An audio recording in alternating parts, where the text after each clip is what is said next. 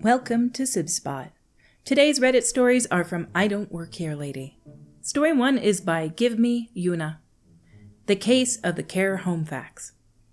I think this was somewhere between the 90s and barely past 2000 when businesses were using mostly fax instead of email to send documents. There was even some family homes that had a fax machine for one reason or another. As you've probably guessed, our household had a fax machine. To this day, I don't really understand why we had it. It was hardly used. Maybe it was a fashion thing, I don't know. Not far from us were 2 NHS-run places, or should I say 3. Imagine a triangle where one corner was our home. A 10-minute walk away is an NHS hospital.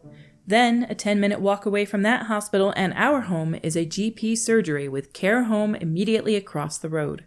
As in, step out of the GP surgery and cross the road to get to a care home.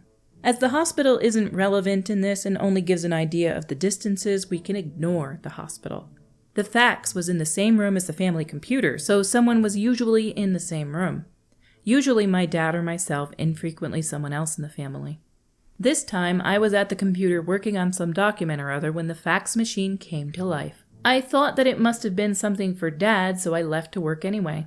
However, after 5 minutes of printing, I thought something was wrong. Just as I got up to inspect the situation, the printing ended. So I glanced at the fax printout, and it quickly became obvious that this was sent to the wrong place. At the top of the first page of something like 20 pages were 2 addresses. The send to and sent from addresses. The sent from being the GP surgery and send to being the care home across the road from them. In the addresses for both places also included telephone numbers and fax numbers. A quick look at the numbers and I could see that they were nothing like our number. Apart from the beginning part, which was the area code, the rest of the numbers were so far apart you would have thought a random number generator had had a fun day. This was obviously not a case of single digits being mistaken, like the last number being 5 instead of 6. I barely looked any further than the first page when I realized they were medical documents and that GP surgery tried sending them to the care home. As these were important, I picked up the phone line and called the number on the first page of the care home. Their receptionist answered and I explained that we somehow got their fax from GP surgery. The receptionist was apologetic and even puzzled how this happened. I asked if they'd like me to drop by with the fax documents, as I live so close, but the receptionist instead asked if we had a paper shredder. I said that we do, and she told me to just shred them. I asked if she was certain, and she said yes. We said our goodbyes and ended the call. So I eventually shredded them. I say eventually because just as I was about to reach for the shredder, a thought occurred to me, and I picked up the phone again. I called the GP surgery. After a brief explanation to the receptionist, I was put through to someone in the back office. I explained the situation again. The lady was utterly puzzled. She was the one who faxed the documents, and there was no way she could have confused the care home number with our home number. She said that she'd make a note to their tech department about it. When I asked if she'd like me to return the documents to her, she also asked me to just shred them. Well, that's what I did. As these were important documents and needed shredding quickly, I dug out the shredder and started setting up in the living room. When my mom asked me why I've dug the shredder out, I told her and she was surprised but didn't argue. Because she enjoyed using the shredder, she decided to do the job for me. And that's the end of it. Not. You would have thought this was a random once-off thing, but no, it wasn't. The following month, my dad was sat at the computer with me, watching over his shoulder while the fax machine came to life. We glanced at it before returning to the computer while waiting for this fax to finish. After a few minutes, we just looked at it, wondering what's happening. Then it finished up. As I was already standing, I checked to see what came through, and sure enough, it was documents from GP surgery to care home. As my dad was informed about what happened last time, I handed them off to him. He did what I did and phoned the care home and the GP surgery about the situation. Both places were yet again puzzled about the situation and turned down the suggestion that we walk down the road to drop them off. So, Mom got her fun in with the shredder again. And if you think that was the last time, then you're wrong. This happened 4 more times over the next 5 months.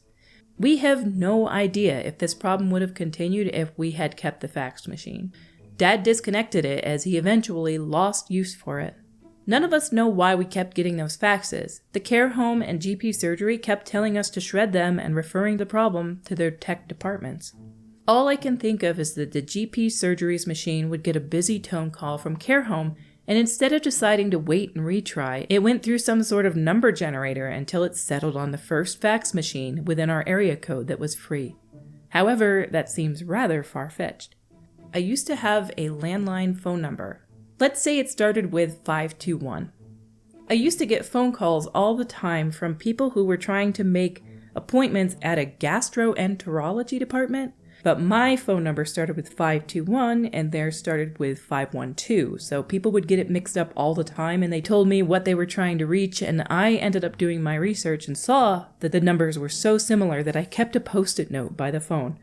And if people called, I said, okay, you dialed the wrong first 3 numbers. You have to dial again and hit these 3 numbers. That's their phone number, not mine. Here's their phone number. And got rid of that landline eventually. Our next story is by Alex Wack. I do not know where the phone batteries are. Last Wednesday, I went for some shopping. We needed groceries and my mother needed a new heater. I regretfully decided to kill 2 birds with 1 stone and went to a big store that has both groceries and stuff for the house, like heaters, TVs, barbecues, etc. I was in black sweatpants and red blouse. The employees are wearing blue trousers with blue shirts and yellow letters on them.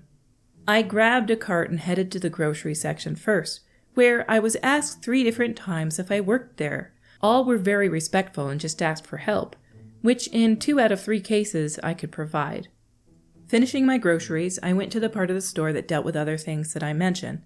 That's where I had the encounter that led to this post. I was browsing the available heaters with my grocery ladder cart next to me when an older guy came up to me with a pack of AA batteries. We'll call him BG onwards for battery guy. BG, do these work on a phone? He asked, showing me the batteries. Me, probably not. You'll need rechargeable batteries for that. BG, okay, go get me some. I'll be right here. Me, nope. BG, annoyed. Why?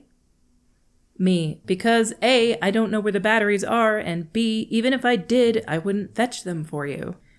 BG, that's not a proper way to talk to a paying customer? Me, indeed. BG, and not knowing where something is on your store. Me, my store? BG, is preposterous. Actual translation of the word he used. I will complain about it to management. Me, okay, you do you. And grabbing my cart, I walked away. For the next 5 minutes, he followed me around the store, red on the face and complaining about the unruly employee, until an actual employee stopped him and explained that I was a shopper and not an employee. Which apparently did not compute in his brain because last time I saw him, he was confused as heck. You know what? That is correct. That's not how you speak to a paying customer, but you know what else is true in this? You don't talk to employees like that. Go get me some. I'll be right here.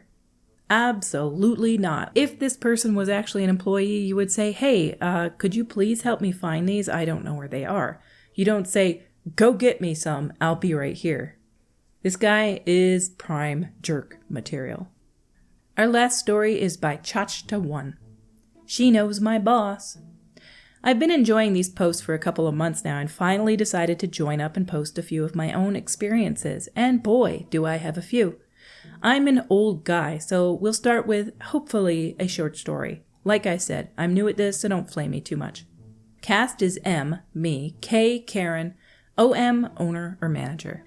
The year 1972, I am 14 going on 15. A friend who was 16 and had a drop-top Camaro and I went to a drive-in theater to watch some old B-movie sci-fi. Top down, of course. Middle of the second showing and I wanted some snacks.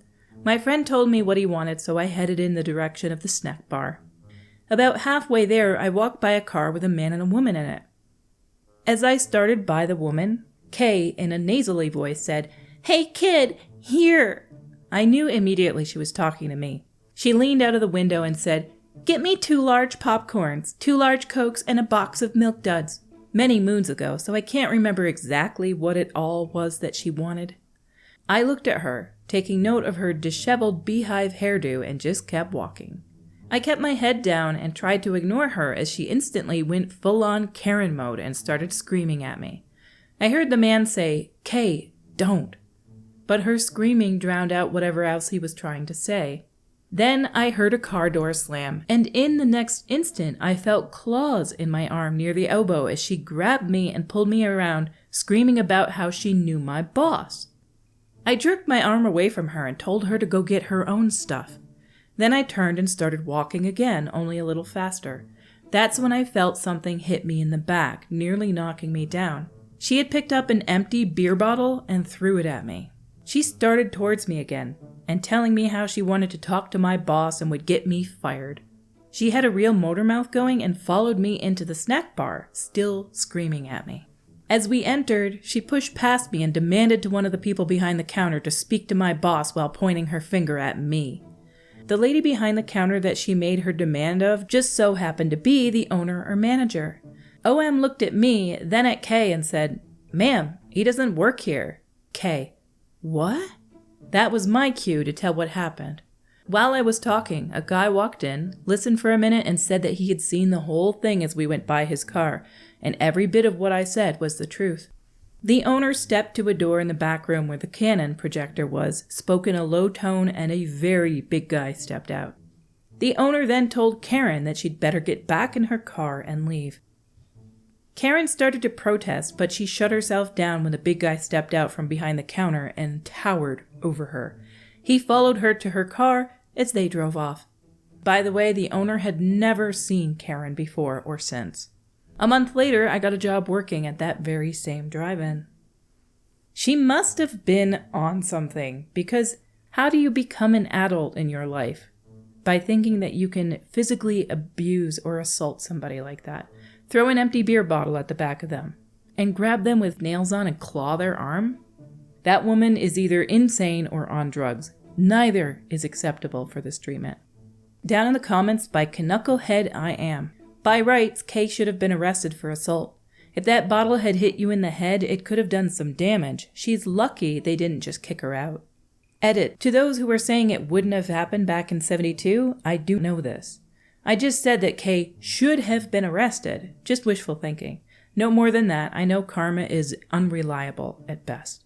Our stories for today have come to a close. Until we meet again, have a beautiful day.